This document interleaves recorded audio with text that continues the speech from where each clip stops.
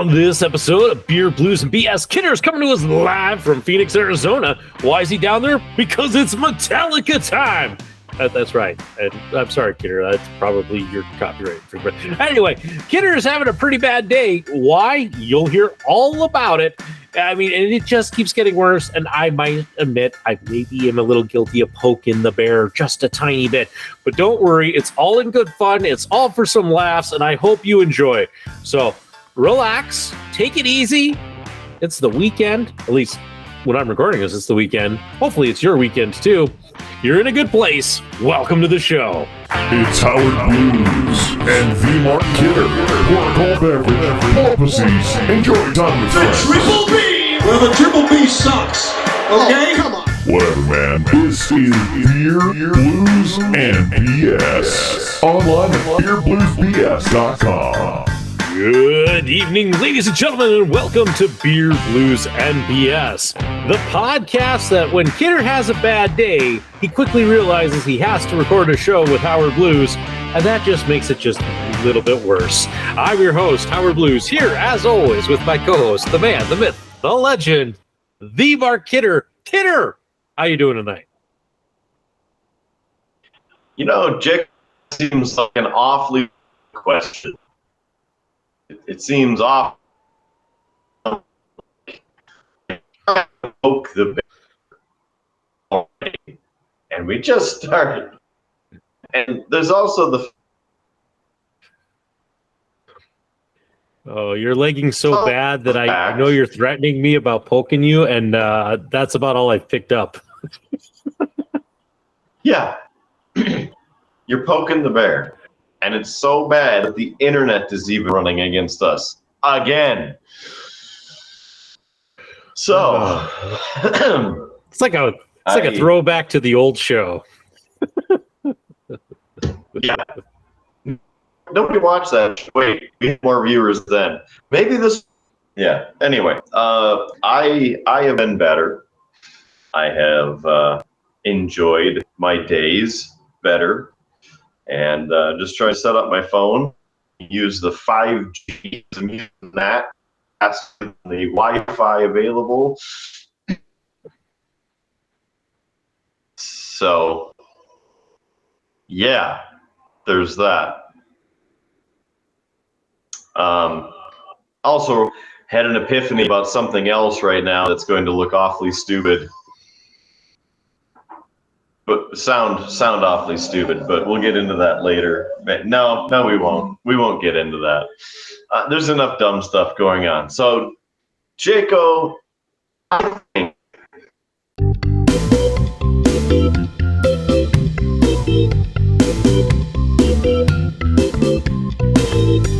closed. Well, you froze, especially when you had said.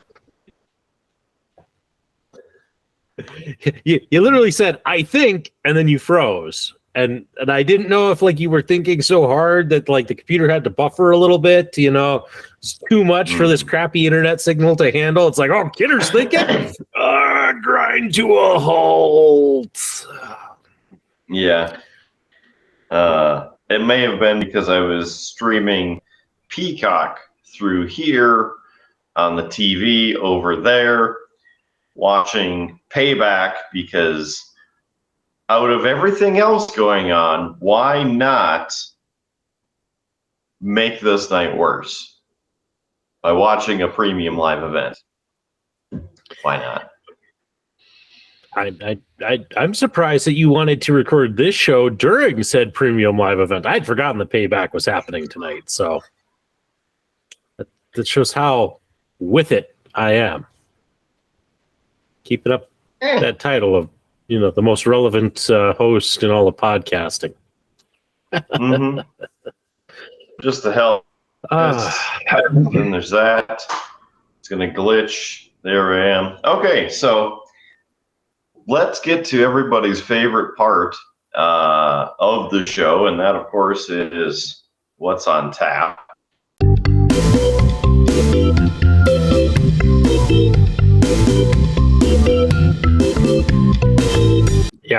Yep. Very good. Yeah, you did a lovely introduction, and then it froze for a little bit. So But I think you threw it to me. I was trying to decide which of these I was going to have first. But I'll start with this. So my first drink of the evening comes from the Founders Brewery. It is their Day Cap Lime. It is a ghost-style ale aged in tequila barrels with lime and natural flavors. So, yeah, barrel-aged malt beverage with lime and natural flavors. 5% alcohol by volume, 15 IBUs. You know, for those of us who really know all of our beer and such. It says crack it, pour it, and love it. We'll see about that. And, yeah. So, that's what I got. Crack this thing open.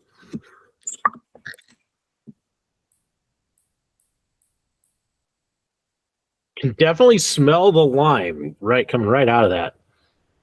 So, I'm going to guess it's going to be along the lines of a sour. And it's not. Huh. That's a weird taste. It's not a sour.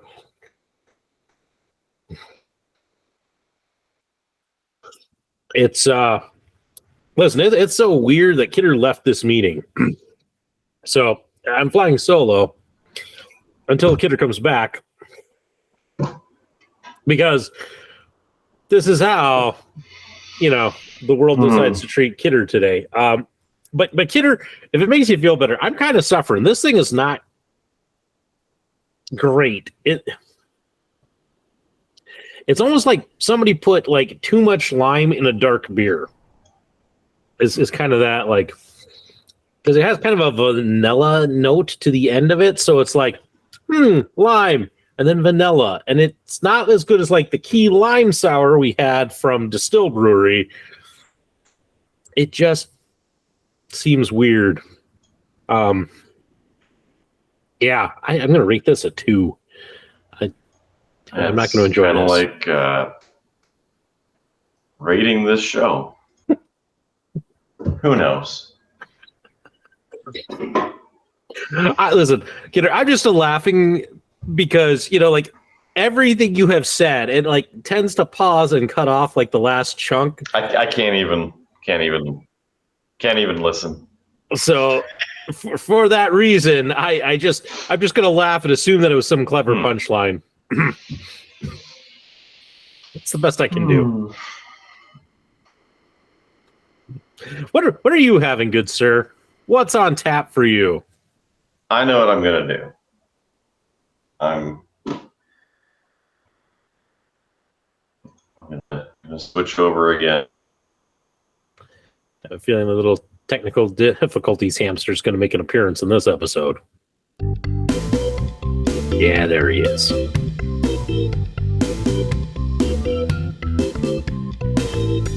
So here's what's going on.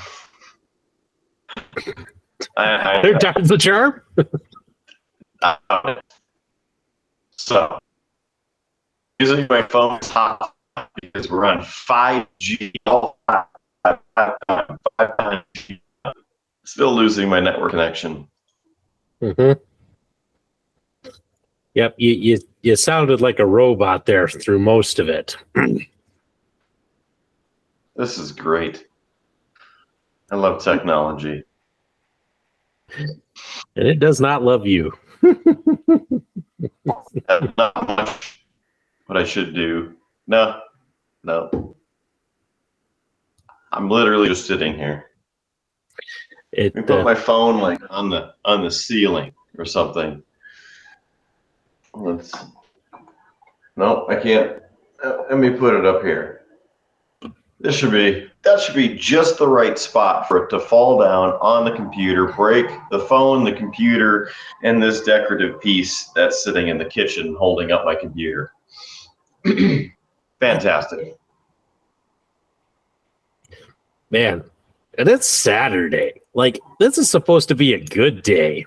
And yet, Oh, it was a good day until about 2 hours ago. Yeah, I know. So what are you drowning your sorrows in, Kidder? What is the beverage of choice? And let's hope it's better than what I'm drinking. Well, you know that whenever I go on location or go anywhere, I like to go local. And so, while I was searching through the liquor store, I ended up finding a beer brewed and packaged by the Arizona Wilderness Brewing Company in Gilbert, Arizona, just across the valley. And it is called, this beer anyway, Don't F It Up. It is a blonde ale with Arizona wildflower, honey, and Sonora white wheat. It's a low-impact ale, conserve and preserve. This very Arizona-centric beer is about supporting and sustaining the life of our local honeybees and conserving our state's most important waterways in every glass. Brewed with 100% Arizona-grown and malted grains, it's more than a low-impact ale. It's covered by a sticker. This also retails, this pounder, $5.29. Is the Let's hope it's good. is the reception actually working at the moment? Oh, until you mentioned it, man. You shouldn't have said anything. Of course. Do not acknowledge the internet. The hell, internet? Make you think. All right. Has a very strong light beer aroma. Howard is dying.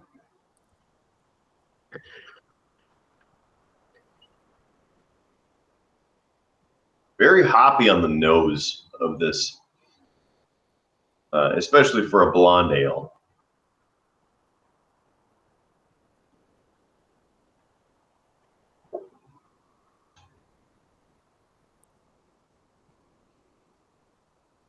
I'm trying to get the honey notes, but maybe there's just too much flour. I don't know. It could be a little bit sweeter, so it's not the worst beer that I've had, but I don't know. 5.5% percent alcohol by volume, and it is 1 pint 16 fluid ounces. Sinagua malt. I don't know, 2. Yeah, my rating on this is gone down, Kidder. I would probably rate this a solid 1. I also have to mention, because I noticed as I was tuning in and looking at more of this can, but on here, Kidder, it has a drink responsibly, they don't serve founders in the clink slogan, and I think maybe they should. I think maybe they should reverse that idea, because this would be plenty of punishment for those behind bars. Didn't know we were bringing back capital punishment. Well, I'm almost thinking I should have done this by the pool. We would have had better luck. Everything seems a little bit more classy by the pool. And the pool's lit. All right. Very, very excited about that pool. I feel like we're getting a little bit into that age, Kidder, where we can't say, like the youth, jargon like lit. Oh, I'm sorry. It slaps. The pool slaps. I mean, I literally meant that the pool is lit, like it's illuminated. Not that it's lit, like, bro, this is totally lit. I know, but somewhere, a teenager who has stumbled onto this and made it through the first 10 minutes where this has been a little gets that part and just cringed, Yeah. Welcome to the rest of the show. Thank you for joining us. Mm-hmm. Also like to say that from promoting our show earlier today, we have at least 2 more followers, at least for the time being, until they discover what the show is actually about. I don't know. Welcome, gentlemen. Thanks for hanging out with us today. Good times. Just a quick shout out to the facility here. Yeah. And welcome. It gets better. It totally gets better. It's just a rough start. This happens to us about once every 40 episodes. I didn't know we went that long. It's been a rough afternoon here, evening. I know, Kidder, because I saw the news and felt just heartbroken for you, because how on earth are we ever going to get back to Margaritaville now that Jimmy Buffett has passed away? Yeah. I'm sure the restaurant will stay open, but it's just not going to be the same.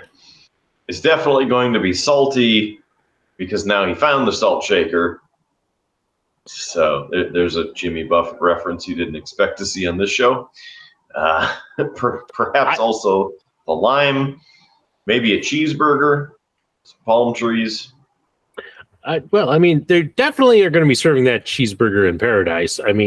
Now you can get that, and yeah. that's cheers to the late Jimmy Buffett for making us want to live the salt life. Also, very disappointed because Nico and I think you were in on that too, wanted to go visit not only the area where his restaurants are, but see him live in concert, because I heard it's just a chill fest. So we're never going to have that. Yep. We're going to miss out on that. The restaurant should be. I think there's actually one in the Minneapolis airport. So maybe I don't know where your connecting flights are and all of that with. Well, it is Minneapolis. Plans. But you know how it is when you fly through Minneapolis, you have about 8 minutes to make it across the terminal. So I don't know if we're going to be able to make it, but I will investigate if we have time. Look, you should start investigating now. See, maybe they have an app you could order on the app so that in your 8 minutes you can run by, grab the food, and. It's a good point, but my phone is suspended in midair at the moment, and so you may have to download the app and look for yourself at this moment, because up there and the gigabits, apparently 5G cannot handle the bandwidth required for this show. I just think it's impressive that you're levitating your phone and yet it's not on camera, so we can't see it. It's the greatest magic trick that none of us will get to see. Yeah, there you go. There you go. That's Kidder for you. Illuminating the situation. I am happy to enlighten you. Yes. Yeah. So, well, that was one thing. The other thing did not have to pay, but of course we're going to talk about the Metallica show last night, and after the show, the rideshare prices were so tiring and unbelievable. $200 a ride. Now, we did not have to pay the $200 for a ride, but having talked with some other rideshare drivers, here's what pisses me off. The companies bump the price up to $200 some plus dollars, depending on which ride you get. The driver may see an extra $20. So instead of a $10 drive, they may get a $30 to $60 drive for a $200 ride that you or me will pay. That's kind of ridiculous. They've apparently also been chipping away at how much the drivers make per ride. The corporations are taking more, which is also very disappointing because a lot of people got to just work when they can, or even go full time with it and just give people rides. So very disappointing. Also, rides normal price for us to get from here to the State Farm Stadium was $40. For us to get from the airport to here was $55. And so is rideshare even worth it anymore? Yeah, that's better off renting a car. Yeah. I mean, listen, my brother's on right now. He's in the middle of this like epic road trip. Like he's been over to Chicago and down to St. Louis, and he's making this giant loop. He's visiting all of the members of his fantasy football league, and so he's doing this trip. But like, I forget what the rate was, but it was like a fairly, like, compared to that, it was a much less for him to rent a car, because that's what he's doing. He rented a car for that, and it's I want to say it was something like $20 a day or $30 a day, you know, for this trip. So yeah, at this rate, we could have paid for parking. I mean, we would have had parking here, but we could have paid for parking at the event, which was $30 to park, and anywhere else that we have gone. Yeah. Disappointing. The other thing I wonder, Kidder, and maybe I don't know, you probably got another ride share in your future on this trip, but maybe you could ask the drivers, because this is what I'd be curious about when they're having these like big events, and so they're bumping the prices. What's the radius on that? Because could you walk like 5 blocks down the road and meet your ride, and therefore then it's back to being like a $40 ride because you're outside of, you know, the event? Or are people who maybe aren't even attending the event getting hit with those prices just because they're in the wrong place at the wrong time? Like, I'm curious about that now. How do they prove, you know, A versus B? From my understanding, it is the number of, and this is the information I've picked up from drivers over the years, is that it's the number of drivers working and comparing to the number of rides requested. And then they also determine that off of the actual radius of where all of these rides are being requested. And so I think it's somewhat intelligent. The mapping software does it automatically and then jumps the rate significantly. I think that's how it works. Because the drivers have no control over how much a ride's charged. Right. I know the drivers don't, but I was just kind of curious if the ride share app algorithm was like, if there was a radius on this, because as I said, could I walk 5 blocks, which wouldn't be hard, and maybe get a reprieve on that? Not that I've actually never done a ride share, but I don't travel nearly as much as you, and when I do, I tend to go in my own car. So yeah, but, you know. Yeah, thinking about a rental car. So Yeah. But the best thing about it is that if you do drink, you can get a ride whenever and get back to where you need to be. And that's important to be safe. Yeah. Yeah. I mean, that is the downside. You would have to limit, you know, your drinking at the events and such. So, but yeah, no, I you sent me the picture of that, and I looked at it and then went to bed, but I was like, oh man. Whew. Yep. The last weekend, I guess, at SoFi in Los Angeles, some of the rates were over $400. As one of the individuals in our extended group told us, because he was there last weekend. But so that's kind of all the who's its and what's its of those pieces. Where do you want to start next?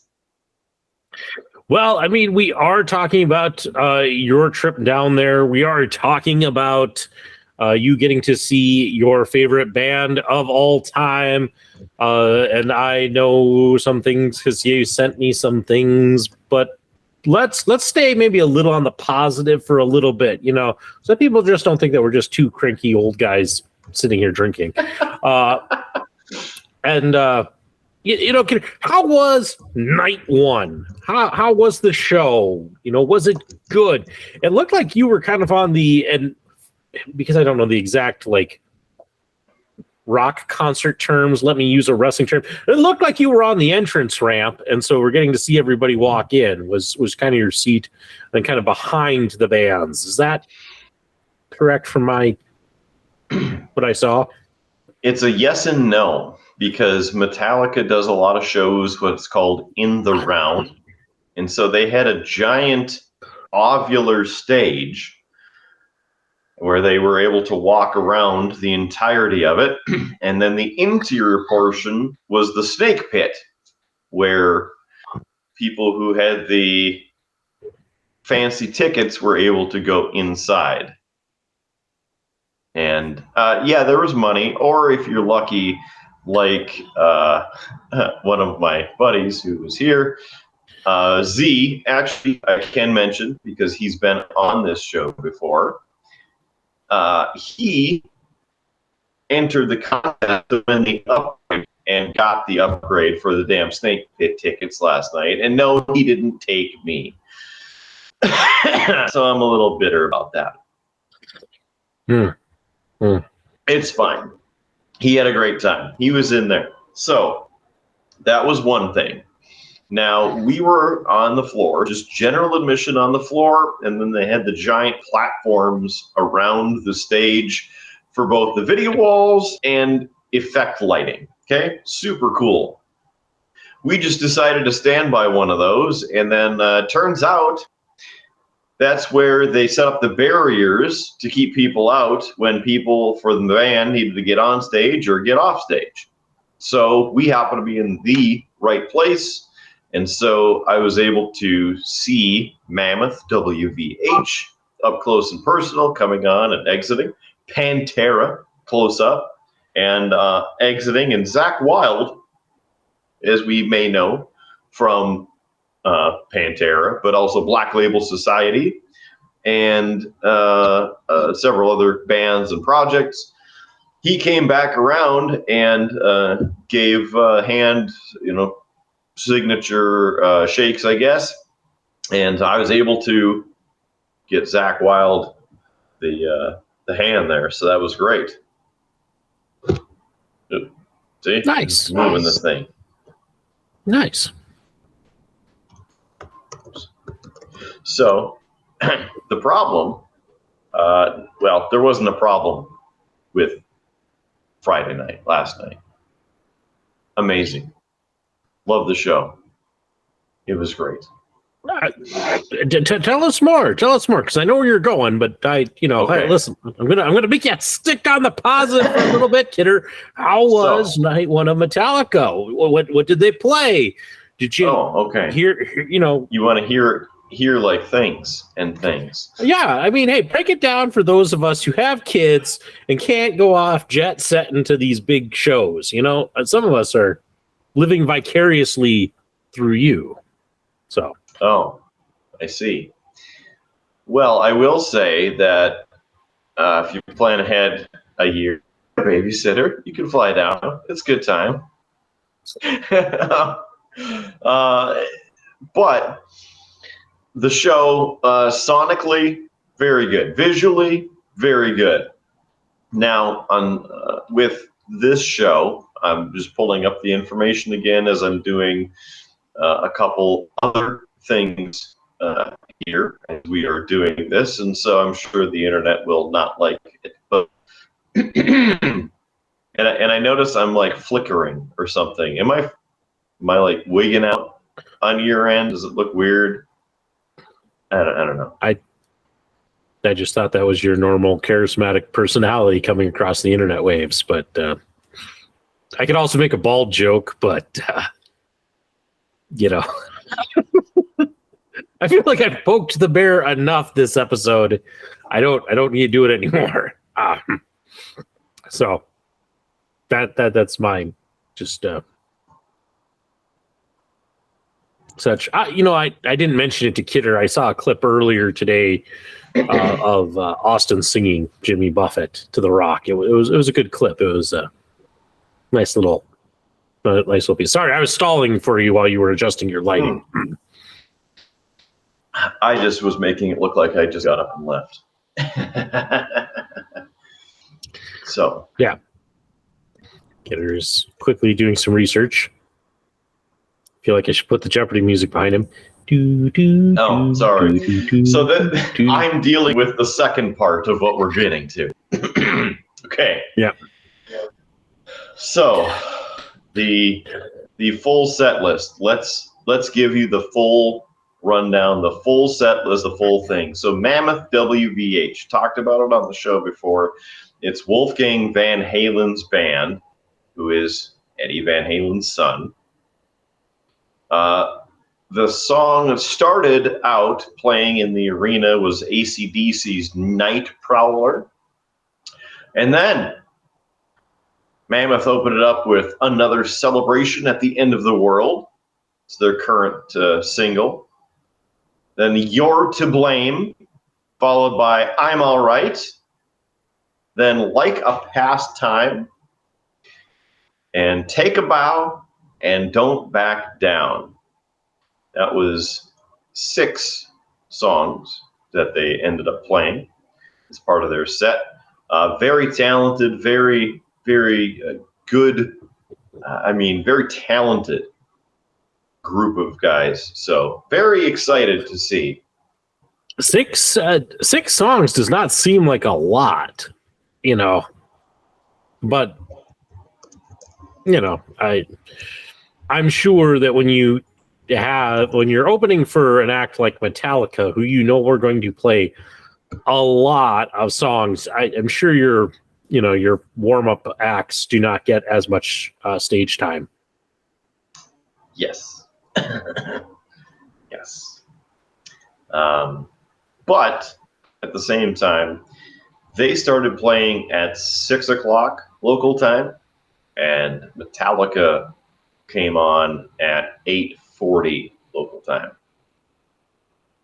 So plenty of time for playing and switching, which gets me to part 2 of the show, and Pantera. Yeah. First time seeing Pantera live. It's also my first time seeing Mammoth WVH in concert, but yeah. Anyway, they started with Regular People via tape and In Heaven, Lady in the Radiator song from Peter Ivers and David Lynch, and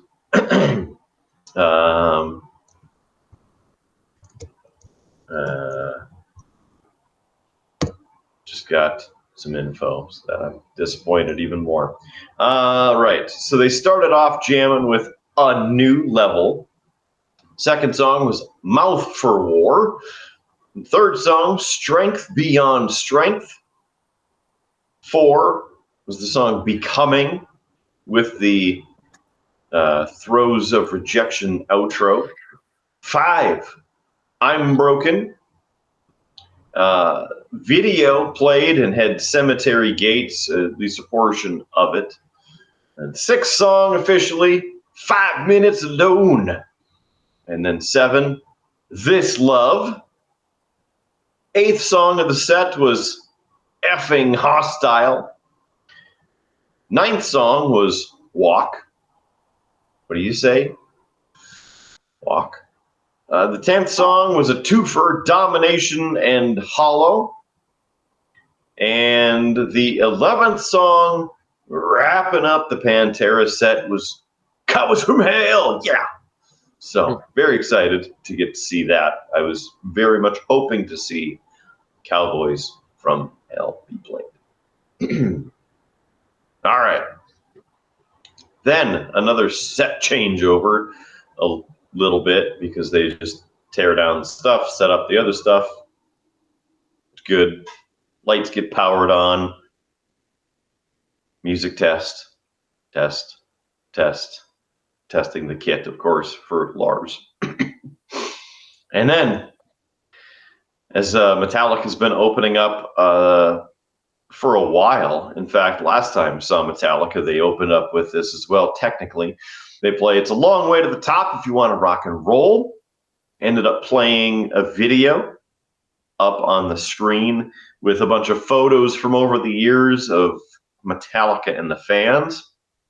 And Z was in one of the photos from their show in Grand Forks in 2019. So again, Z getting all the fame, as he very well deserves, that lucky bastard.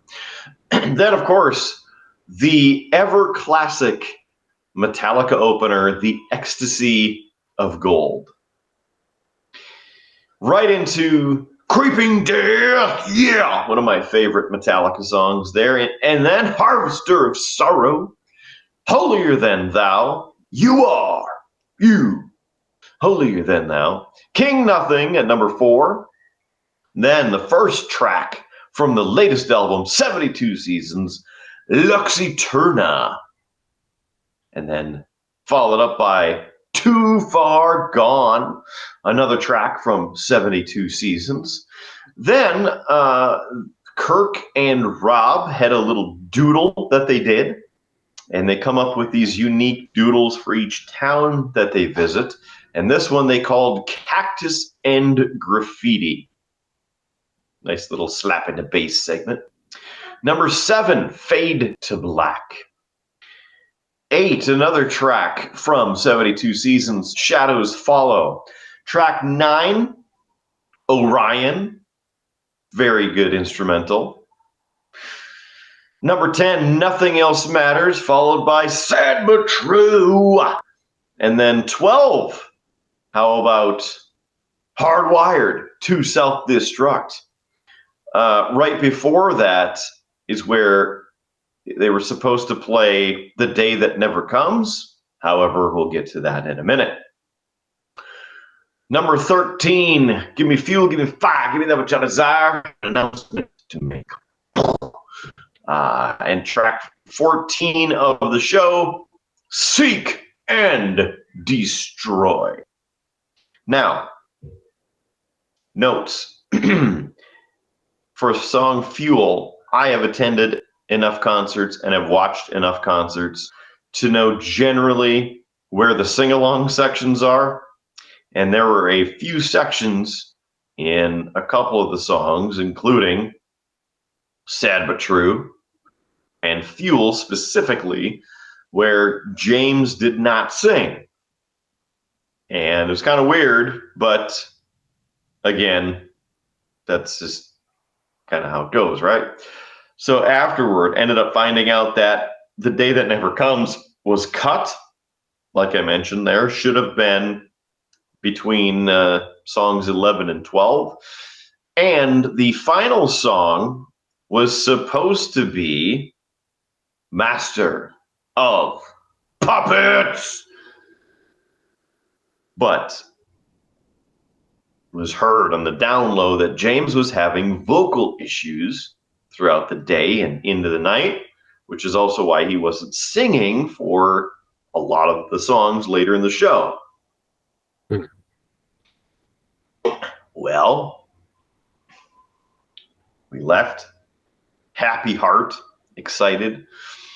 Concert 2, really hoping it would be good to go.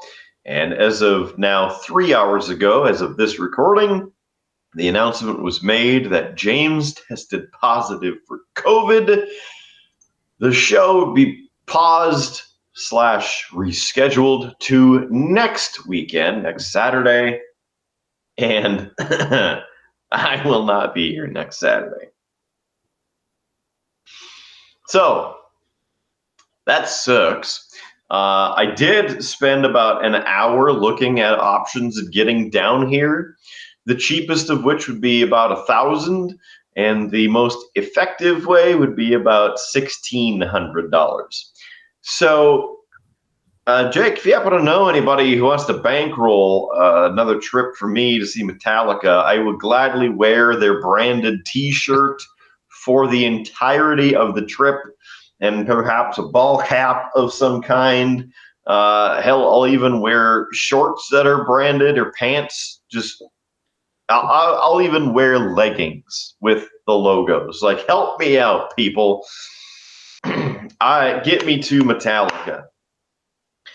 So, waiting, and that's what I was waiting for as well, because I was on the chat with the company who runs the tickets for the show, and no, it isn't Ticketmaster, thank heavens, because it's Ticketmaster. But they are working on figuring things out, and to quote the sales agent, is that I will get an email soon with the options provided by the venue and promoter of the event. And they are working with the venue to provide a resolution on this case. That does not give me the answer that I want right now in several different ways. So I am. Yeah. Yeah, that's a blow. And I'm sure that, if they could play, they would play, but they can't. And, you can't blame the band, but at the same time, it sucks. It sucks if like in this case, you've had these tickets for a long time. Yeah. You were excited to go. Oh, yeah. And now it's not going to happen. So, yeah. Well, I feel for you. I saw that text that came in, and I was just like, oh, Kidder's having a bad night. Yeah, I purchased the tickets for the show 9 months ago. So to say that I was excited for this is a little bit of an understatement. So I guess we'll just have to see what happens and hope that I get my at least half money back, because I can't go to the second night of the show, which is super agitating, because I'd at least like to buy the second shirt, but it'll save me another $45, I guess. So instead, I have one shirt.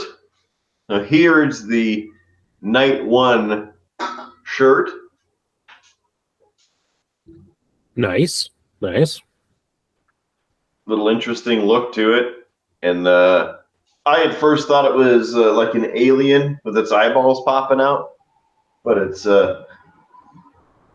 like a wizard in the hand. I like my idea a little better. So I was hoping night 2 shirt was better. And then on the back it says, Metallica down here, and first the date. So I had to get the tour shirt. Even though we were very early, we arrived at the merch tables and they were out of the limited edition posters. That's just how it goes. I have yet to be to a Metallica show, even with as early as we get there, to actually get a hold of one of the posters. Apparently they are on eBay already as of last night for cool $300. So if you'd like to pick one up, they are not autographed, and they're just limited edition, so you can get one of those. I also picked up the other official tour t-shirt, the nice M72 on the front, and then, now already incorrect, the Metallica dates for this year and for next year. Howard's trying to look real closely. They started the tour in Amsterdam in April. They will end in Detroit in November. And then they take a break until May of 2024 when they go to Munich, Germany. Helsinki, Copenhagen, Warsaw, Madrid, Foxborough, and then come back to Chicago August 9th, Minneapolis, Edmonton, Seattle, and then they have 4 shows in Mexico City to round out the end of the 2024 tour. Well, Kidder, on the bright side, Minneapolis is still coming up, so you know, if you get skunked here the second night, maybe if you get your a refund on that half of your ticket, maybe it's worth seeing if you can still get into the Minneapolis show. I know you've been to Minneapolis. I know it's not as exciting as Phoenix, but it might get you night 2 of Metallica. I'm just, I'm trying to put a positive spin on this, or hey, maybe you want to, still have something a little bit foreign. Edmonton's not that far. It has a really large shopping mall. You could go to Metallica in a foreign country. That's Canada though. Yeah, but think about it. They would add that A to the end of every song. Sad but true. Eh? I mean, it would be great. That would be rough. So I'm looking at the calendar, right? August. It would be the 9th and 11th, the Friday and Sunday show there in Minneapolis. The week before that will be in Las Vegas. I'm just on to the next thing. I'm just saying. It's a solution. It's a possibility. Yeah. So that sucks. Yeah. Very much sucks. And now we have the actual documentation of what the company said. So I'm closing that window because I don't want to stare at it anymore. So there's that. Again, the positive, we were there. We got to see him play one night. Of course, it sucked because it was shorter with 2 songs less and other issues, right? But with the tickets, the frantic package, and obviously very frantic, we ended up getting a special gift for getting the package. Not only did we get a free drink, which I'll get into that in a moment, but we also got a Metallica Yeti. And on the other side is the M72, of course, the classic steel Yeti, and the engraved on there, and really not, much else aside from the little sticker, the Yeti, and the care, and the normal stuff that you would get there. All right, very nice with the lid and everything. Again, we got the drink picks. They were picks. We had to turn them in for a free drink. So very, very fun little thing, although I wanted to keep the picks because they're cool. One side had free drink and the other side had a little Metallica can. So there's that. I did not see any of the Enter Night Pilsner, so I don't believe they had it on site. However, they did have blackened whiskey, and so we could get a blackened and Coke, because this is a Coke area. Yeah, lots of Coca-Cola everywhere. Yes, not the inferior other brand. For a second there, I almost thought you were going to add the, cola part of that. So I was almost like, this is a Coke area. Oh. Yeah, lots of Coke. Well, I was awake for almost 30 hours between when I was in Bismarck and flying down here and that full first day. Oh, that crap's gone. Howard actually finished his drink before me, but I've been talking. Well, and you got a whole pounder. I got a 12 ounce. I mean, lucky. Gotcha. I mean, it's kind of like I had a head start, you know. Yeah, that's That's good. how that goes. Glad we could help you out. So, Yeah. we get to the venue early, like 40 minutes before our check-in is up, and the early, I know you can't see it on my hand, but there's the remnant of the circle there that says early entry. It was part of our package.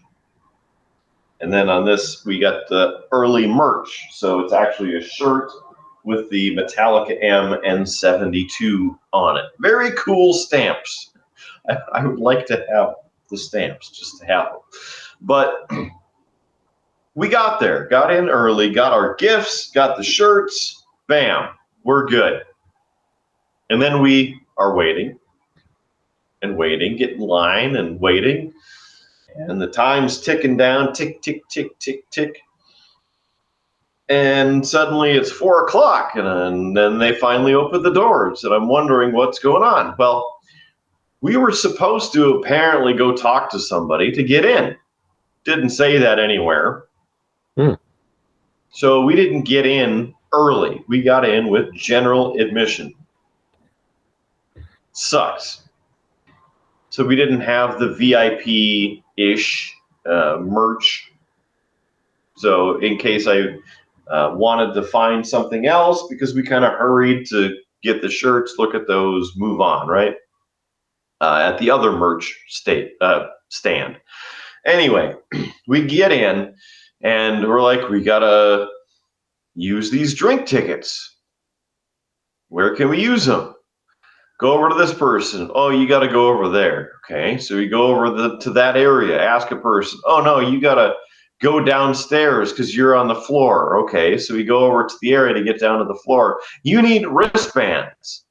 Where the hell do we get the wristbands? Oh, you got to go out the front doors and over to the left. Like, are you flipping kidding? So we went over there. Then we're walking down because it's a football stadium built for almost 100,000 people. Generally, there aren't that many there for a Cardinals game. I guess it's an 84,000 seat arena for that setup. So we're walking down the ramp, and we get downstairs. Ask the person to check concessions down there, or at least somebody who looked important. Where do we get these free drinks? Because now we had our wristbands. And they go, oh, you got to go upstairs to the section where we were. Are you effing kidding me? So we go across the floor over to the steps to get up to the main concourse, stair-stepping mofos all the way up, get up there, get to the thing, see a beer stand. Where do we use these? I think you got to use them at the stand over there. We don't take those. Turn around over to the stand over here. We're here for our free drinks. It's after 4. We can't give you one. Excuse me?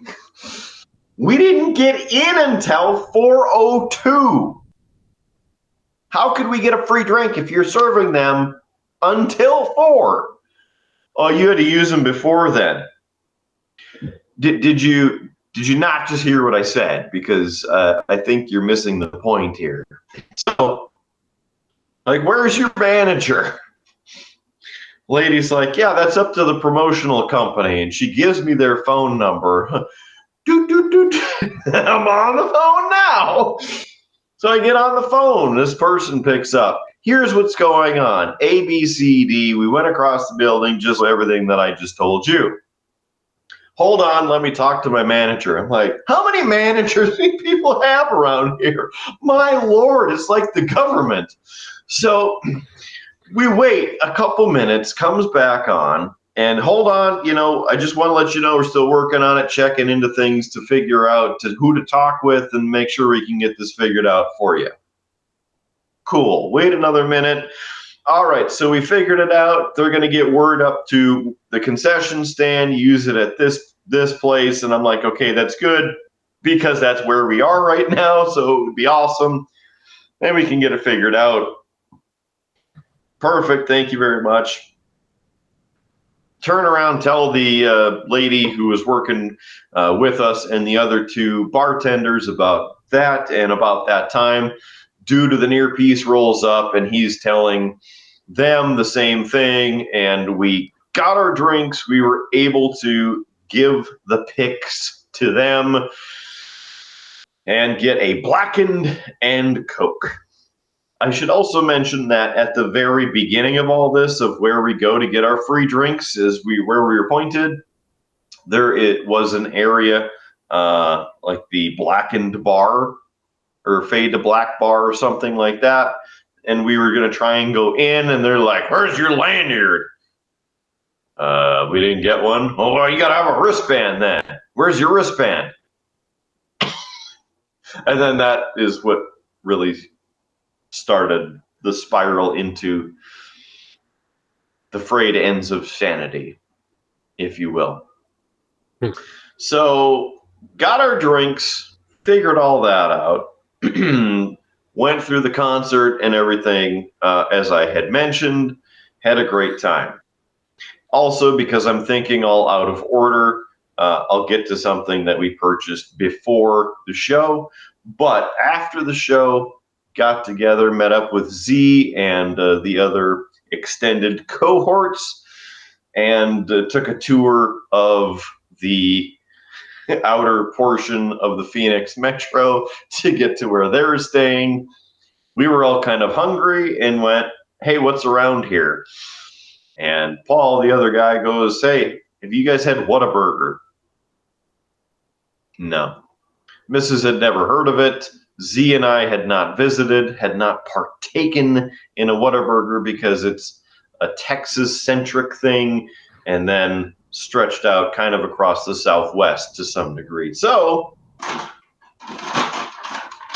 we went to Whataburger. Wow, more. Yes, you can get the rewards and all, whatever. When I am empty, please dispose of me properly. They also serve Coke products, and they are open 24 hours a day. Is that not where Farva went through with us on the line? I was pretty sure that it was, yes. So the burgers, I will say, to me, remind me of Woodhouse. If you remember the Woodhouse burgers, pretty large burgers, round, and not, a mile high. Or perhaps even Burger Time. I think it's been a while since you've had Burger Time as well, but somewhat like that. So they were a decent thickness. They weren't like the McDonald's patties where they're super thin. It was legitimately thick. Z actually took the challenge and ordered a triple. So yes, it's this big around, and 3 patties on that sumbitch. So he had a good time with that. I ordered the single Whataburger, so straight up their signature burger. They put mustard on it, but not ketchup. Just a fun fact. I threw some ketchup on there just because. They also have spicy ketchup that you have to ask for. Really good with the fries. They're similar to McDonald's fries, so very, very thin and nice and crispy. Good stuff. And then I ordered a spicy chicken sandwich that was pretty good as well. Especially for, at that point, it was 2 a.m. here, so 4 a.m. back at home. Yes. Anyway, so that was good. Now, going back in time, earlier in the day, and even the night before, we had stopped by a local liquor store called Trevor's and picked up this beer, and I have 2 other local beers in the fridge right over there. But of course, I am on the hunt for blackened whiskey because there's a couple different variants that are out that we don't have in the Northland. They had the cask strength signature variety, but that was $110 for the bottle, and I was like, yeah. So I did not purchase that one. They had the regular and they had the rye. Good, reasonably priced. At our first visit, they did not have the limited edition 72 seasons variant. However, the guy said, hey, maybe we're getting some tomorrow, I think, so try and stop back in tomorrow. Also, shout out to a guy named Marcus, Canadian. He's one of the guys helping us. He's originally from Canada. He left for, logical reasons. And he's down here in the Southland enjoying his time over there and doing a couple other things. But we went back yesterday, and yes, they were restocked with the 72 seasons. Limited edition. This is the blend of straight whiskeys finished in the brandy casks, remastered in celebration of the 72 Seasons album. So there you go, nice look at it. These are not numbered, and so they do not have specifically a playlist, but I believe, and I'd have to look on the website, but I believe that they just played 72 Seasons on repeat for this, and to make this in time for the album's release, they had the unfinished and unpolished versions of 72 Seasons, the album, to play on repeat. So, got that. I have to ask, Kidder, since you are down in the Southland and such. Yes. I don't know if you thought about this, so maybe you didn't look, but you are awfully close to Texas, which means you might be in range. Well, you're close. You're closer than we are normally. You're probably close enough to be in range of a particular Broken Skull Ranch IPA that exists out there. Right. It's funny you mentioned that, because I'm just thinking that I'll never see that damn beer, and so I didn't even think to look up it. Damn it, man! I have so much on my mind. The last thing is like, hey, I wonder if Stone Cold's beer is down here. Like, because why not, right? Let's be honest. That's you bring it up. That is like the creme de la creme, the little icing drizzle on top of the whipped cream of my sandwich for today. Thank you for that. Really appreciate that, Howard. Thanks for ruining the rest of the day. Well, mission accomplished, folks. Hold on, I need my next drink. I'm not drunk enough for this.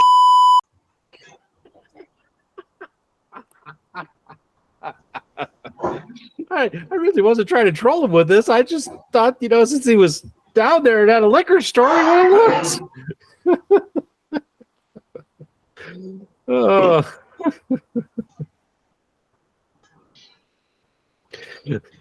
What? I know you said something.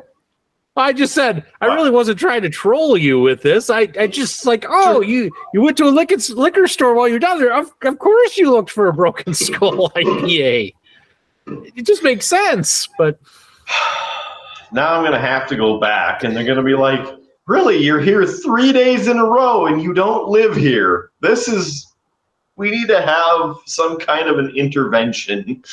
Well, look, it's not like you're doing anything. You just got to tell them, like, look, I was supposed to go to a concert tonight. It's canceled. I need something to drown my sorrows in. Yeah, I wonder how late they're open.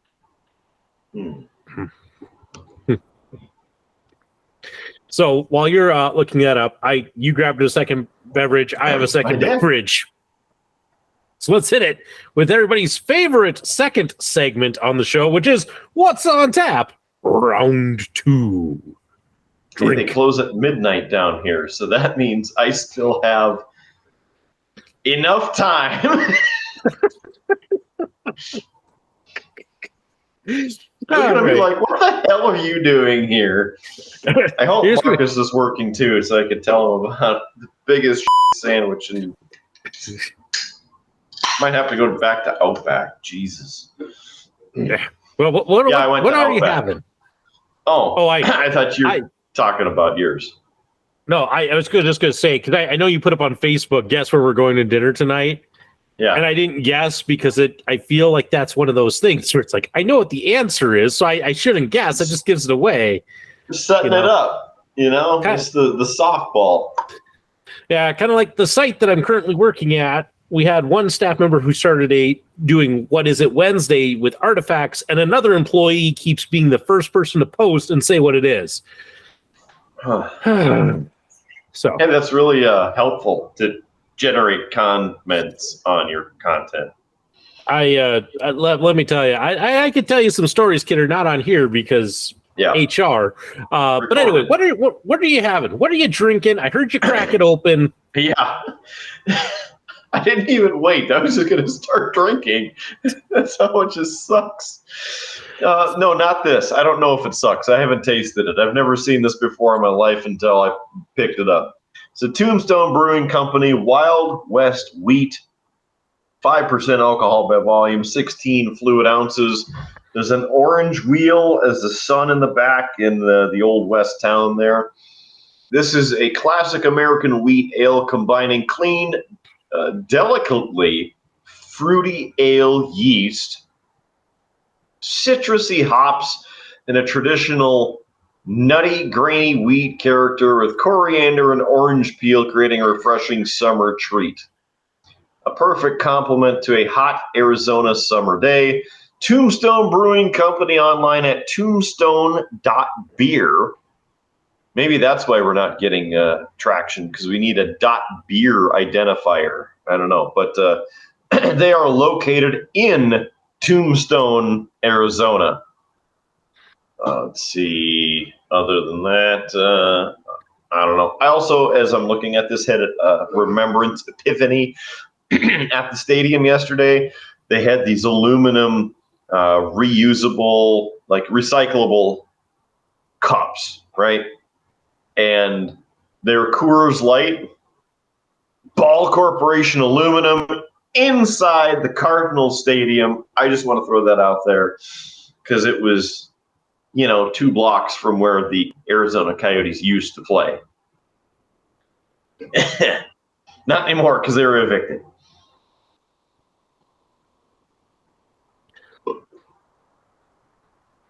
Wow. Okay.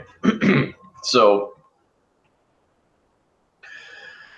what can I say? It is weedy, and then you get orange on top of it, but it's not to the disgustingness of a Blue Moon, something like that. It's toned down. So, I would actually make the association to a summer shandy almost, but orange, because it's light enough, but there's enough of it where you taste it.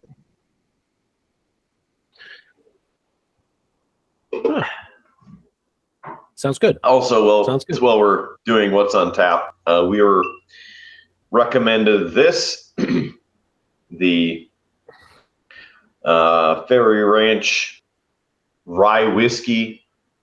We had a sample of it at the store, and it's very, very delicious. My journey starts with the love of growing grains in a sustainable way on the ranch, over 1,500 acres just east of the Sierra Nevada mountain range. Every time I step onto the land, I can feel generations before me. I've tilled the soil, planted the seed, grown the grain specifically for making a rye whiskey, unlike any other, from 100% winter rye, sustainably grown on the Fry Ranch. Okay, and come join us. Be good to the land, and the land will be good to you. Grown, distilled, matured, bottled at the Fry Ranch in Fallon, Nevada. This is batch 8. 50% alcohol by volume. It is a 100 proof and a 750 milliliter. This is a 6-year as well, and you can see the bottle number 5,638. And this was very, very good. So I ended up getting a bottle because that store, Trevor's specifically, helped to kind of push them to the sale of it. And then they had it in the store and it sold out pretty quick. And so it got them going in the distribution of sorts. Did you find out information on them? You seemed intrigued. No. I was looking at the drink spreadsheet because it struck me that the drink that I'm about to have that I maybe had before, and I did, Kidder, back on episode 108, I had this Distill Brewery Wild Sour Series Dragon Fruit Mango. Yes. So I'm having that again because I'd forgotten that I had it when I bought it and brought it down here. So sorry. I understand this was supposed to be a no repeat weekend, but failure seems to be the theme. So, I mean, there wouldn't have been any repeats until you cracked that sumbitch. Yeah. Well, if I didn't, Local Geek would have, and at least this way I got to make the no repeat weekend joke. It is still a very tart sour. And I'm still missing that dragon fruit and mango taste. But it's more enjoyable than the crap I just finished, so I will enjoy. I'm glad. Sorry, I'm bagging things up here just to put at least one thing away, because I also ended up picking up a Trevor's shot glass or a pint glass, because me and pint glasses, and their customer service was fantastic, and so I bought stuff from them, so I support them that way, but just something to put on the set of the Triple B with all the rest of this shit. People can look for that coming soon. Yeah. Well, hopefully it makes it back, because at my rate, I don't know if anything will make it back. Let's be honest. Yeah, it's been rough. And this isn't like the whole Metallica Second Night thing, I know, is not the only rough thing that you've dealt with today, because we also got news in the wrestling world from AEW that CM Punk is no longer with the company and that he has been let go. He has been, as we like to joke in the wrestling business, future endeavored. I wouldn't even give him that. It specifically said of fired with cause. So you're fired. So we can use that one instead. I shouldn't laugh because, to coin another wrestling phrase, it's not my fault. It wasn't my fault. And I don't think it was his fault. I think Jack Perry had a lot to do with it. I also think that the elite and the other executives there don't know how to run a company, and they're causing more drama than what needs to be done. And maybe the company should be reevaluated at some point. But as thinking about it after the news came out and rabble, I will likely be tuning down my consumption of any of the AEW product. Number one, because it doesn't seem that I have any time to do it anymore. But number two, CM Punk was the reason I came back. And when he was suspended the first time, my viewership kind of dwindled then, because it just didn't seem interesting, a lot of it. And now I'm like, who is there who I like watching? Christian and FTR. They're pretty much only on one show right now, Saturday Night Collision, which is where CM Punk was. How's that going to work out? I don't know, because I don't even think we got to talk about that. with Cash Wheeler having his own legal issues. Being in a road rage incident.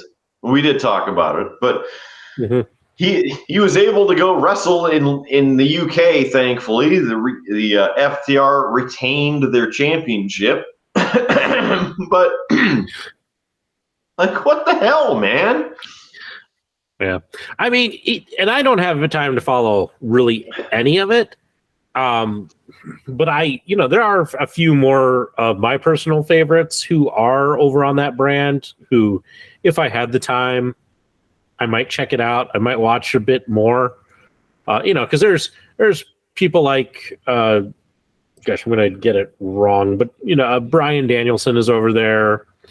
I like Moxley, especially in this run that he's had. So see him, FDR, of course, but I also like Penta and Phoenix. I've watched quite a few of their matches. So, there's Orange Cassidy. Orange Cassidy's another one. Danhausen, he hasn't been on in a long time. Yeah, I believe he's still with them. So there is a selection of guys on there that I would enjoy watching and would maybe be a reason for me to tune in if I had time or cable. But for right now, I think it's a big blow. He was a big moneymaker for them, but I can understand AEW, if this is going to be a continual problem of disputes, it's one of those things. There's always been disputes in wrestling. This isn't a new thing to, AEW. WWE has disputes. That's why we have such things as Wrestler's Court. And if you're not a wrestling fan and you're like, what is Wrestler's Court? But it was kind of this, I don't want to say a mock court, but it was basically a system that developed within the locker room. Usually you had the Undertaker, as the judge. JBL was usually the prosecutor, and they would have kind of a little mock trial, and a punishment would be doled out. And it was kind of a way of getting past some of the beef and the arguments and toning down some of these disputes. But they did happen. WCW had disputes. Impact has had disputes. I mean, every wrestling company has disputes because you have a bunch of highly competitive individuals all trying to claw their way to the top. It's going to happen. And, it doesn't surprise me that it happens in AEW.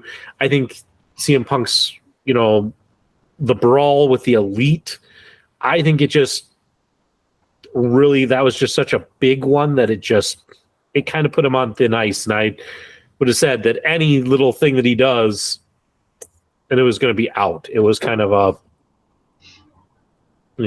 see if he would change and get along. And that said, it doesn't mean that somebody didn't go out of their way to, say, provoke him to try and elicit said response and get him out, right? Which is what I think Jack Perry did. Because if it happened in the Gorilla area for the pay-per-view, Tony Khan was right there. So he would have seen the entirety of what happened. And if it was what was reported from the CM Punk side of things, if that's what actually happened, and he didn't throw any punches and he just tried to mitigate the fight, there's no reason that he should have been fired. And I guess we'll see. But let's just hope CM Punk comes back to WWE. I don't think it's not going to happen. I don't think that'll happen. Maybe if Vince wasn't involved, maybe. Yeah. Because I think CM Punk could get along with Triple H long enough to do something. Mm-hmm. But with Vince being involved, here's an interesting thing. I saw a thing, Kidder, about Triple H was in an interview and somebody asked him about if Shane McMahon came back, and Triple H said, if he does, I'm leaving. But it it was phrased with the company. I think it's TKO is the company that bought WWE, and it like I read it and then it like dawned on me like an epiphany, like, oh yeah, WWE is now owned by another company. Like I had forgotten that factoid. So they're like definitely owned by the MMA organization now. So Endeavor, but changing to TKO. Yeah, or whatever. I don't know. I mean, my news tends to be old and relevant and based on what little things I see here and there. So, did you happen to hear about all the other crap today that Walsh Complex is torn down? What? Man, playing the long game.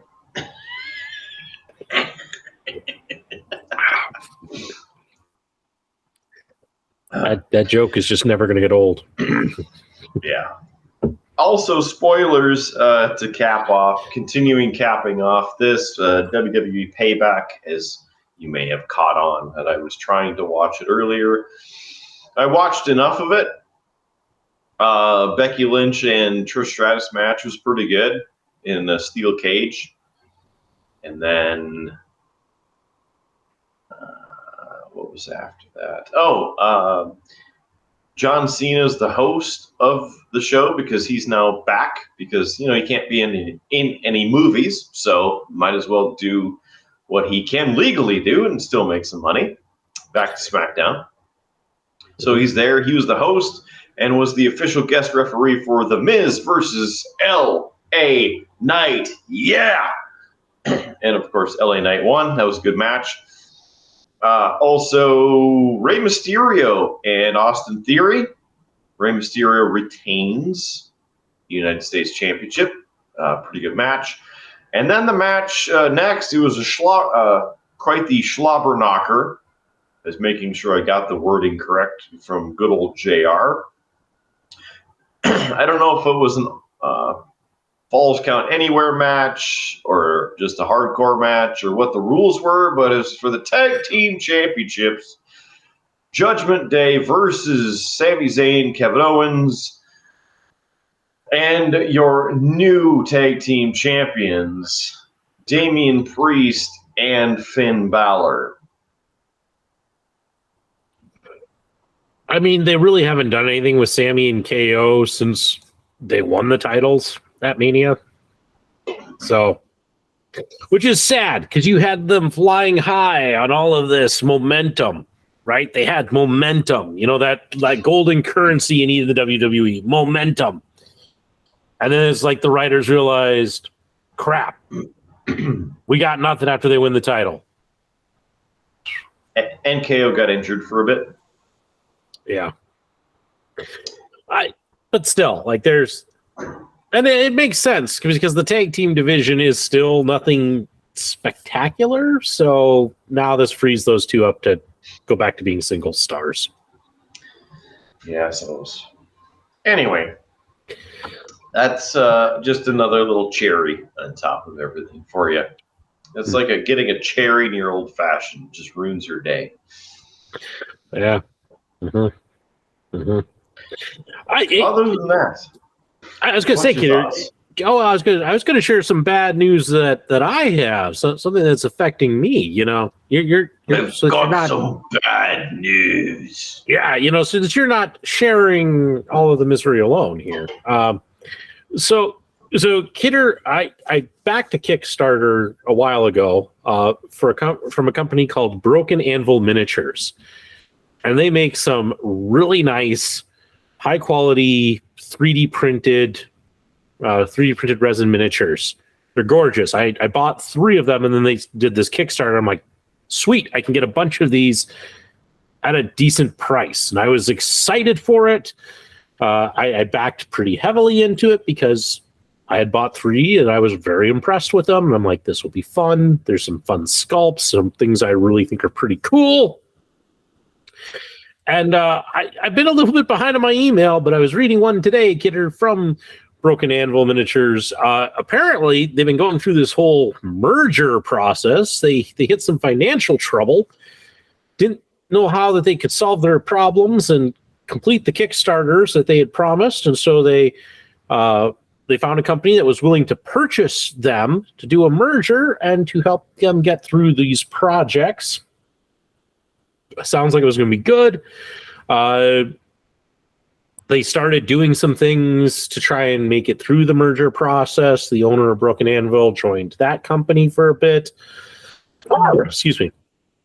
We eventually, they kind of had to be in holding until they got funds from that new company to kind of keep all their employees going. Well, those funds never came, and the bankroll for, and payroll eventually came due. And so Broken Anvil Miniatures is kind of like on its last legs. And then to make matters worse, the company that said, hey, we're going to purchase you said, nah, you know what? We're hitting our own problem. We can't afford to do this anymore. We're out. That's terrible. Yeah.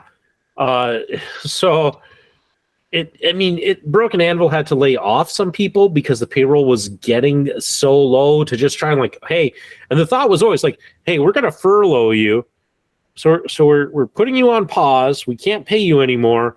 But as soon as this merger happens, we can bring you back.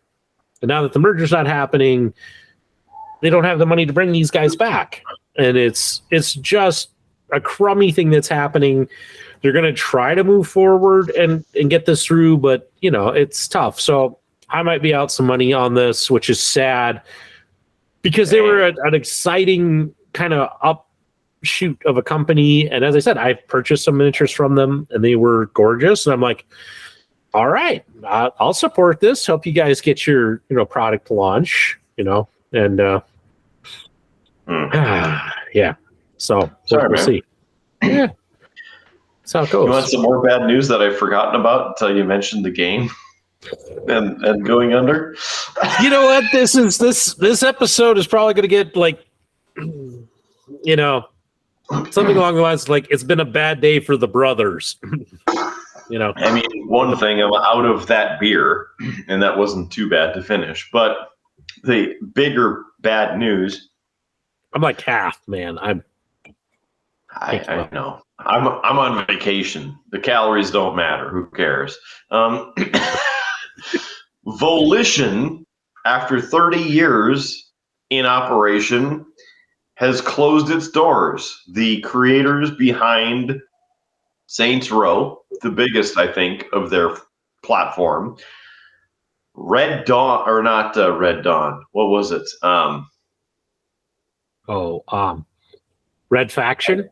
Yes, Red Faction. Thank you. And then Red Faction 2. I love that game, Red Faction. It was a good game, too. And then there were another two bigger named ones that I never had played. Like Defiance or something. But it wasn't the Defiance, the TV series game. It was some other game. And I can't recall the other one. I think I sent the article to you, so there might be that information. But you remember as well when I found Saints Row, and maybe we found it together, but when I threw it in the Xbox and we're playing Saints Row, that game was awesome, the first game, because it wasn't really a simulator. And it wasn't trying to be specifically a knockoff of Grand Theft Auto. It was its own thing. And I really appreciated that. Plus, the police cars and the lights looked more realistic, how they're supposed to be. And then the second one, I don't know. The first one still just warms my heart. But the second one was really, really good. And for me, they're right at the same level. I don't know if 2 is better for me or not. 2 did have the street sweeper, and it had the Interceptor, little parking meter maid ticketing vehicle. So maybe. But yeah, Saints, I played through all of Saints Row 1 and I've played all of Saints Row 2, and I really liked 2. 2 to me is better than 1. Not that 1 is bad, but it's like they took what was good and worked in 1 and stepped it up. And the changes that they made were all right, but I liked the gameplay of it, and to me, it was great. And then when 3 came out, 3 like they went silly. They started moving away from kind of being a GTA clone. Granted, a really good GTA clone, to being more of a ridiculous game. And like 3, I find harder to play. You know, it's not that it's bad or terrible, but it started going down like a lot more of the closer to the humor that I don't tend to enjoy as much. You mean you didn't like the 6-foot dildo as a weapon, so then you could decapitate people by swinging that around? Yeah, that's just a bit too far for my liking. Yeah, it was a bit much. I will say, Rude Boy and I played through in the entirety of the game and got all the achievements, and I think that is still the only game. No, sorry. So that was the first ever game I 100% completed it in terms of the achievements, even the super difficult ones. We were able to get those. So both of us had all the achievements, even with the DLC. And then the second game that I did, I got all the achievements with a few other buddies for Halo Reach. Got all of those, and then they started coming out with extra DLC, downloadable multiplayer and stuff, and they added another 30 or something achievements, and I'm like, I finished the game achievements. That's 100% for me. So there was that. Whatever, even the difficult ones. But Saints Row 3 has a soft spot in my heart, even though I enjoy 1 and 2 way more than 3. And the newer ones, I never played the reboot Saints Row. A friend said it was super glitchy and was terrible to play because you couldn't actually play the game. It was so bad when it first came out. Obviously, they made some patches. I don't know if they fixed everything, but now they've gone under, so what are they going to do, right? You can't... Yeah, well, that was my even question, because I remember the reboot being announced and seeing at least a trailer for it, and then I've heard nothing, like crickets, about it, and so I was about to ask you if, like, did it come out? Did I? Yep. You know, I just I been out for almost a year, and they've released DLC and patches and fixes and mods, or not mods, but new areas to the game. Updates that try and fix the original problems, and I wasn't interested in buying it. When I first saw Saints Row Returns, I'm like, holy crap! My mind exploded. Super excited, because next gen Saints Row, absolutely, let's amp it up, let's go. And then I saw the gameplay, and I was like, okay, the game itself looks exactly like something that came out 15 years ago with more polygons. To some degree, that's good. Like, keep the heart, keep the essence of Saint Row, but build on it, right? Make it better. Don't focus on the rocket bikes that can fly 300 miles per hour. Don't focus on the 6-foot dildos decapitating people. Make it based more in realism, like Steel City was supposed to be. Because we had a lot of fun, even though it was only one player. We'd sit and watch each other play that game for hours. Well, and Saints Row 2, you could play 2-player. Locally, right, yeah. And that's why we had even more fun with that, because you had to be in the same area, because you had to be on the screen together. But isn't that how it was? Or was it split screen? So you could be, I can't remember. It's 20 years ago.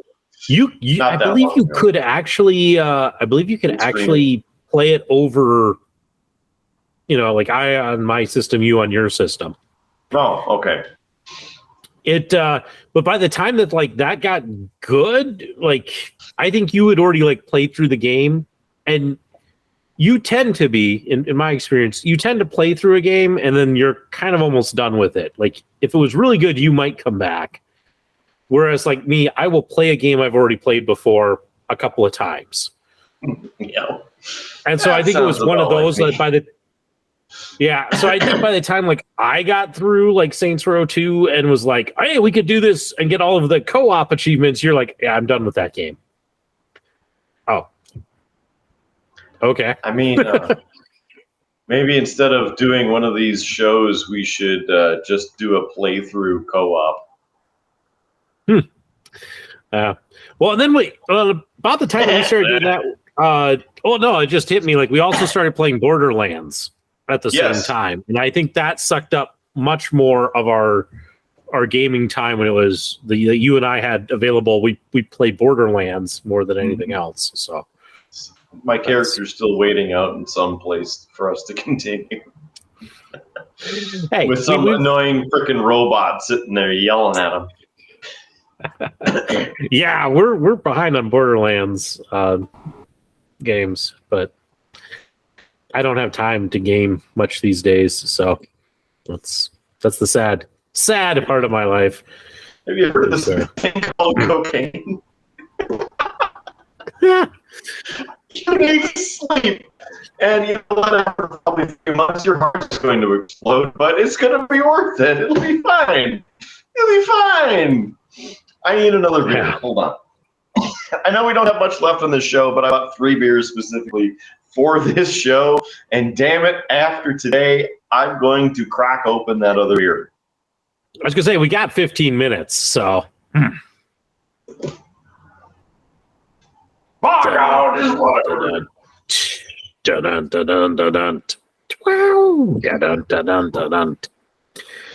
all I can do with that. Otherwise, we'll probably get a copyright strike, or at least a ding. But yeah, Peter's coming back. What?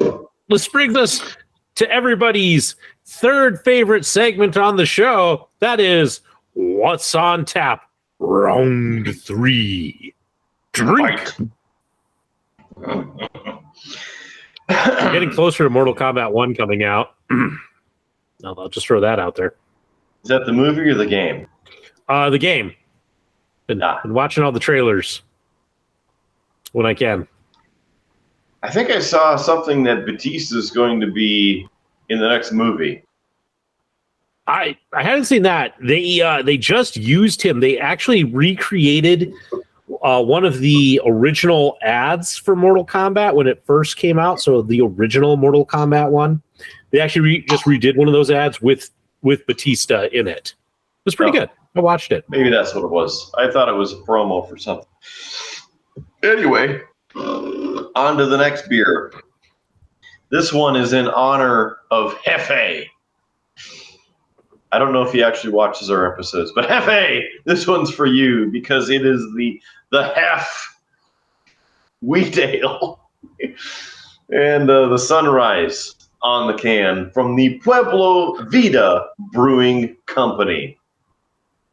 Now, the extra details on the back is the Pueblo Vida. There we go. Get it in frame here.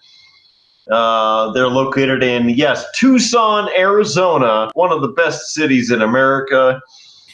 PuebloBrewing.com. Recycle, keep cold, drink fresh. The sticker, I think, is over the description. Yes, it was $4.29. It's a Hefeweizen, which is the Hef.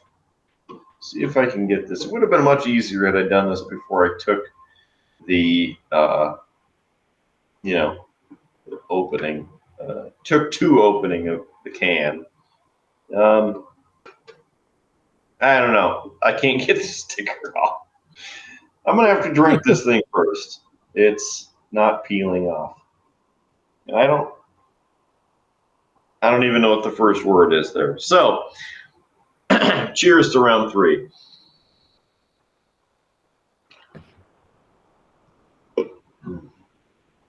Wow.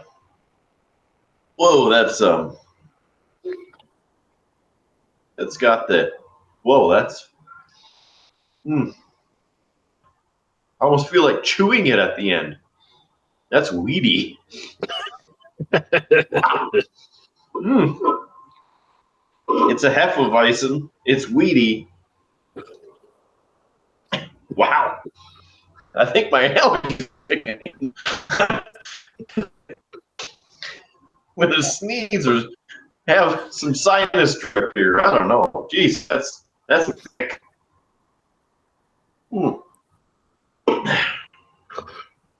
Wow, you want a wheat ale? That's weedy. All right, so not much left on this. Night 2 was supposed to happen tomorrow. It was going to be Ice 9 Kills, 5 Finger Death Punch, and of course, the mighty Metallica. Now, that's Bavarian style. That's the first word on the prohibited area. We've talked a little bit, I think, about Ice 9 Kills on this show before. I'm not a fan. Spencer Charnas showing up on every song that is put out on the radio in the past 2 years. I know I'm being over dramatic, but that's what it seems like. Hey, here's a new song from insert band name here, and special guest vocalist. It's Spencer Charnas from Ice 9 Kills. I don't care. Not a collaboration I'm interested in. I'm also not interested in hearing the songs from either of the 2 albums they have out, as they are themed after horror movies. I don't care about horror movies, and if you have to get essentially a parody like Weird Al off of just horror films, you're whatever. I don't think you're that clever of a vocalist and writer. That's just me shooting the shot. It is what it is, okay?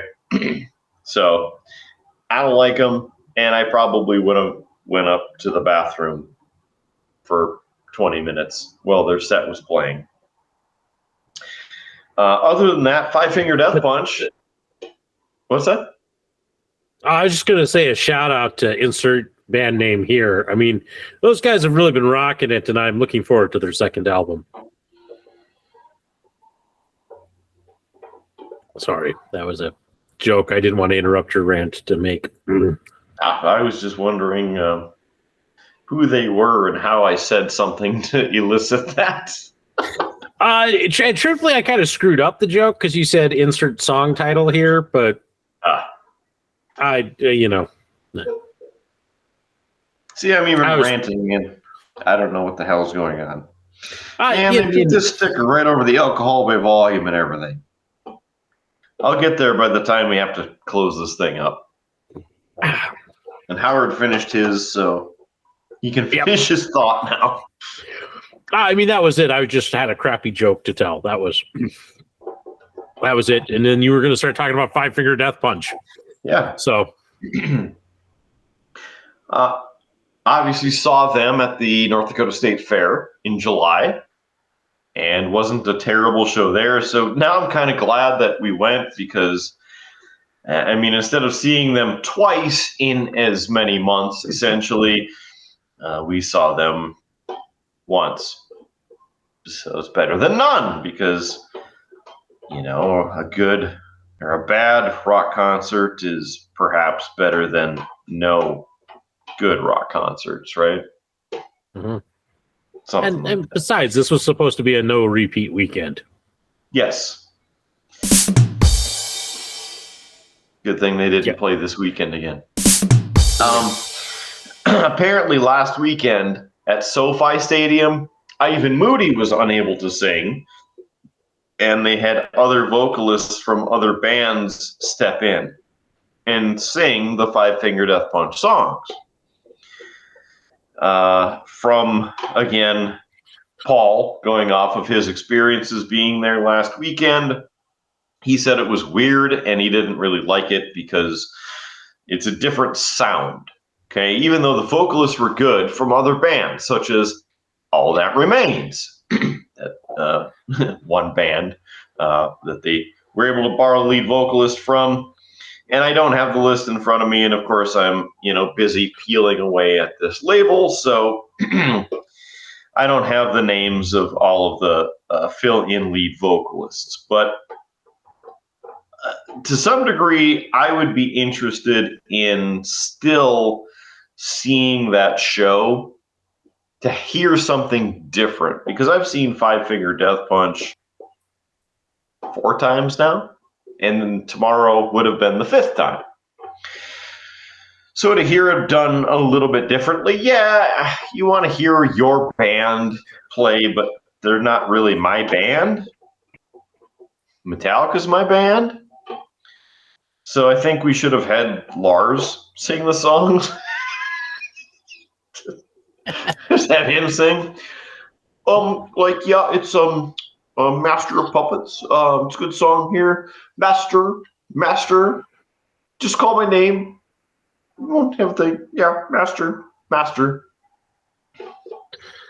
I mean, you could probably have gotten through because, aren't most of the Metallica songs just James going, ooh, yeah, Well, Jacob Lars doesn't do, yeah, he just does, isn't that right, James?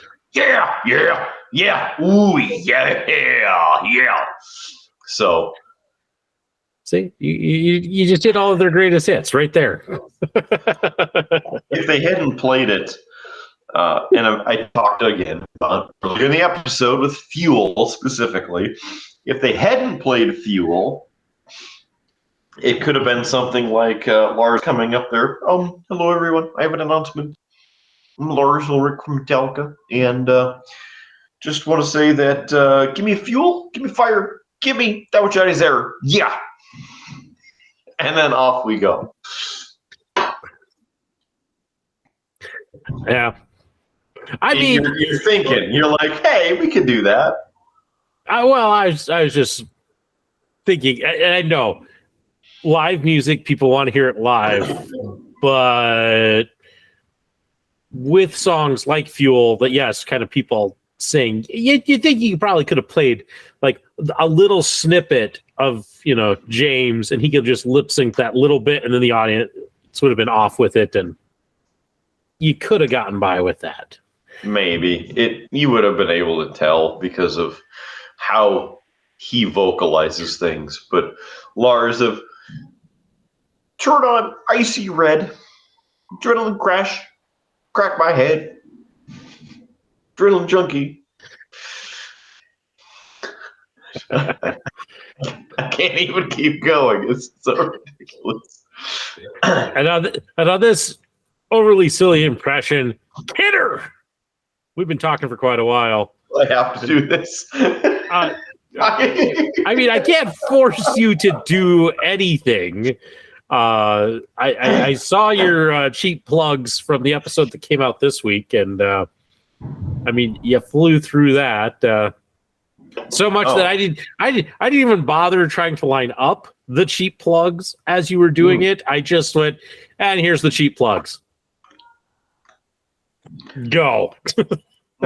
So, well, as I mentioned earlier today, we are available anywhere that you listen to your audio podcasts, such as iHeartRadio, Pandora, TuneIn, Stitcher, IMDb, Amazon Podcasts, Google Podcasts, Apple Podcasts, Spotify, because I apparently didn't mention that because the guys were like, wait a minute, what about Spotify? And I'm like, we're there too. And they're like, yeah. And I'm like, ooh, yeah. And I'm like, channeling James, yeah. So it was a moment. Anyway, we are on every audio platform, including YouTube podcasts, so you can listen to the Triple B podcast anywhere, anytime on any of the audio podcasts. Just search Beer, Blues BS. Yes, I know I did it backwards for you at home. Beer Blues BS. It's right there on your screen. Search Beer Blues NBS on any of the platforms. Beer Blues NBS. Bam. Of course, if you made it to this, you probably already know that you're watching Beer Blues and BS, hosted by Howard Blues and me, the man, the myth, legend, Mark Kidder. Thanks for being here. So, next part, video version. If you're watching us, you already know we're on YouTube.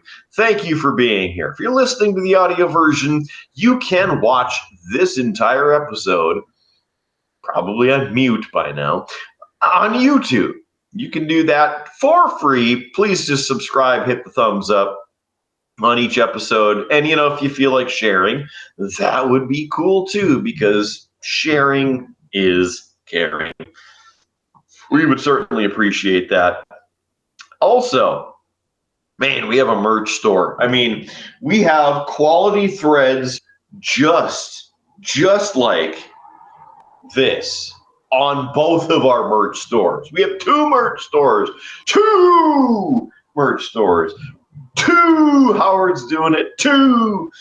It's almost ridiculous. But you know what? That's pretty much this show. 2 merch stores. No, I thought I got him. He was going to do it again, and then he thought he wasn't going to do it. There it is. Sorry, leg, man. Thank you. It allowed me to take a drink. All right, so merch stores. First one, beerbluesbs.com. That's our website. At the top, you can click merch. Bam, merch store. T-shirts, pint glasses, shower curtains, comforters, chef aprons, leggings, much more. Beerbluesbs.com. Click the merch text right at the top. Also, we have a donate button there to buy us a beer. If you want to buy us a beer, that would be fan-freaking-tastic. You can check that out and see the beers for yourself. So, aside from that, the other merch store is at streamlabs.com/beerbluesbs. Streamlabs.com/beerbluesbs. On that one, you can subscribe to us and have a recurring fee. And just put it anywhere. Okay. I'm shooting off fireworks. Oh, well, I can't hear. I have earplugs. Apparently, somebody's shooting up the neighborhood. So. Hurry up. Oh, you said fireworks. This became less interesting. Hold on, I'm getting the phone. Ladies and gentlemen, welcome to the Beer, Blues, and BS field trip. Please keep your arms and legs and other appendages inside the vehicle at all times. The internet may or may not give out as Kidder moves about the cabin. That's okay. It'll eventually come back and everything will be all right. Until then, he is slightly frozen, and that's okay as well. Place. Okay, now you can see the lit pool. There you go. Look at that nice. Hey, it is lit. Nice area over there. Palm trees and everything. Look at that. Apparently, the semi-Fallujah area is happening off this direction. Not quite certain of what's actually happening over there. There were some flashes. It could be mortars. It could be fireworks. I don't know. Oh, it's been going off, but you just told me now? Oh, yeah.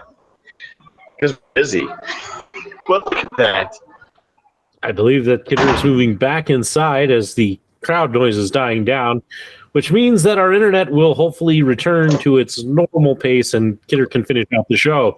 We hope you appreciated the ride. Please exit the vehicle safely and, don't push the little kids back onto the tracks. We appreciate that. Thank you for riding the Triple B amusement rides. Yeah, that was amusing, all right. that was something. Hold on. Oh, sorry. Resolution again. Cell signal. It was up there for like an hour, and then we had to go make sure that we weren't living in Fallujah. Well, we can finish this. I have no idea what's going on. So here we go. Let's see. You can subscribe Beer Blues BS on Streamlabs. If you are on Streamlabs, just search Beer Blues BS or go to streamlabs.com/beerbluesbs. You can subscribe monthly. That would be sweet. You can also just donate, buy us a beer or 3. That would be sweet too. Also, how about this? We have a merch store on there too. Pint glasses available, t-shirts, and a few other things. Just search for the merch. Streamlabs.com/beerbluesbs.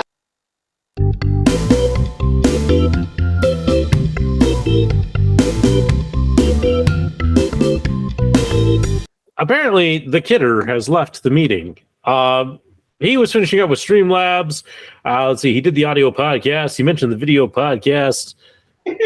And now he's back. I think we've covered just about everything. Literally Kidder went back through and redid.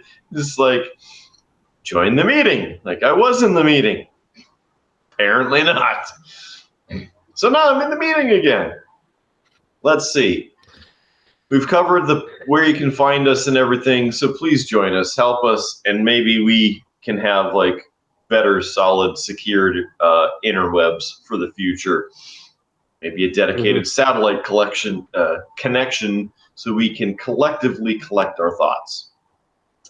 Anyway, final thoughts on this shit show of a show.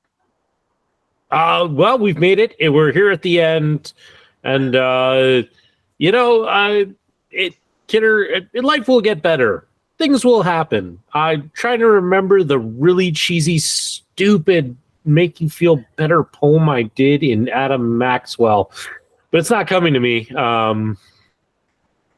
So, All right. Yeah. Sorry, I can't. Well, I can't give you a proper pep talk. We'll pep it up by finishing this hef, maybe. It's also 5.5 percent alcohol by volume.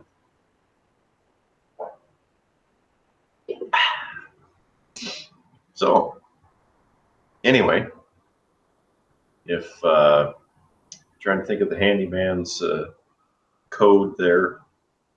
Well, if the women don't find you handsome, they should at least find you handy. And of course, keep your stick on the ice. Thank you, Red Green. Other than that, for our show, thank you for tolerating this. We're going to get on out of here for now, but please join us in the next episode. Keep your glass at least half full. There's free beer tomorrow at some point, or unless it exploded outside. We don't know. We'll figure that out later. We'll catch you on down that old, delayed, potentially canceled Tuscan Highway. Have a good one. See you back in Nodak on the next episode of Beer, Blues, and BS. You have been listening to a UA production of Beer, Blues, and BS.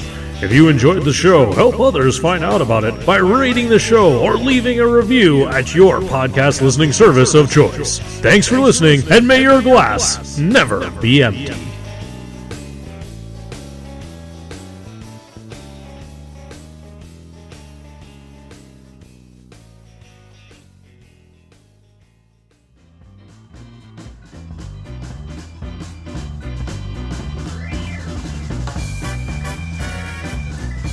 UA Productions presents A Glimpse Behind the Curtain.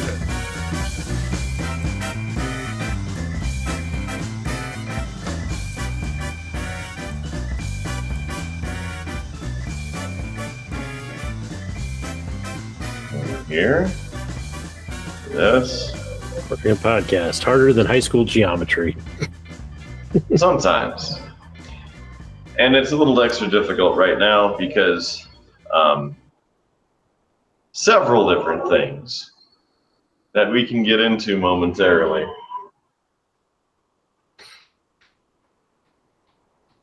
So, Yeah. if I'm okay and I sound okay and I'm not glitching up a storm, then I guess we might as well. Might as well do this. Yeah. Okay. Yeah, we'll make the most of what we got. Oh, I have a lot. Trust me. Oh, I know you have a lot, man. I've seen the texts. I've seen the messages. There's gonna be an interesting one, but we might as well get started.